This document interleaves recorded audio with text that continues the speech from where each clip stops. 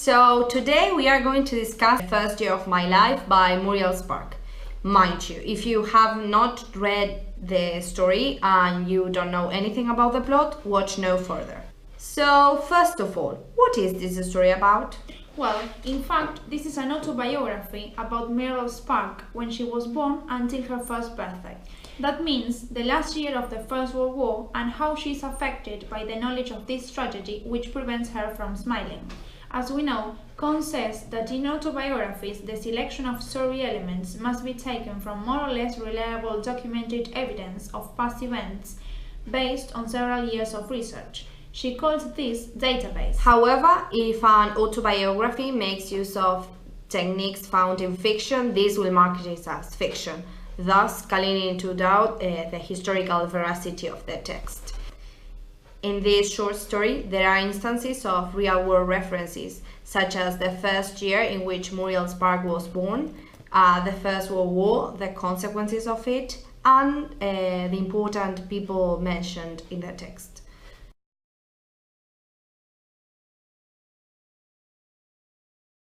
As regards the consequences of the war, we like the fact that Muriel Spark decided to include women's role in society when she says,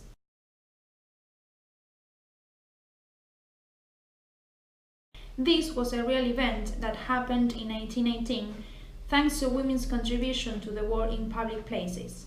In this way, we can clearly see that there was a shift in roles because power was changing." Okay, so talking about women, Sparks mentions black dress women, referring to those women who have lost their sons and husbands in the war. And this is a real fact, but since these real-world facts are combined with non-factual elements, they contaminate the veracity of the text and thus fictionalize it. I mean, these non-factual elements include that even though baby can't remember anything from the first year of their lives, she remembers very well what happened in the war. Anyway, it is not that she remembered what had happened in the war, but she had been told about it, and so she reconstructed the story of the first year of her life. Moreover, at the beginning of the story, she tries to convey the idea that babies are born on missions. That's to say that they can know what is going on around the world and they can switch off and on in different conversations by saying that there is scientific proof, even though we know that this is not true. Besides, what is extremely interesting about this short story is the focalization. You know, who sees, who is the character whose point of view orients the narrative perspective, and who speaks, who is the narrator. Well, as regards who sees, the story is focalized through the eyes of a baby infant, but as regards who speaks, there are some parts in which the baby speaks, but there are some other parts in which the adult speaks. For example, the first page of the short story is mainly told by Muriel as an adult, but the part when she mentions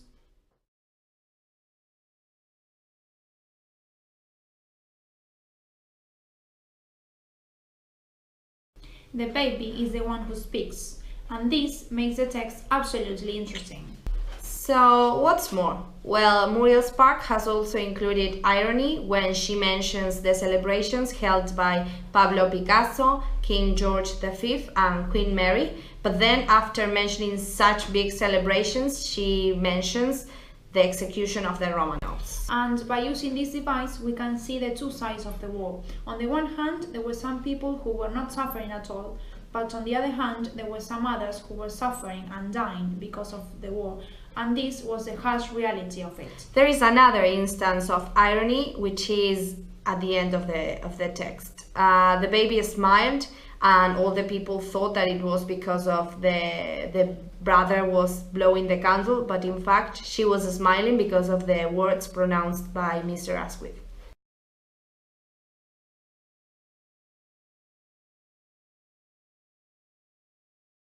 Anyway, the message spread by governments during the war was that going to the war was an act of heroism and bravery. It was a privilege to go to the war. That can be perceived in the text when the writer includes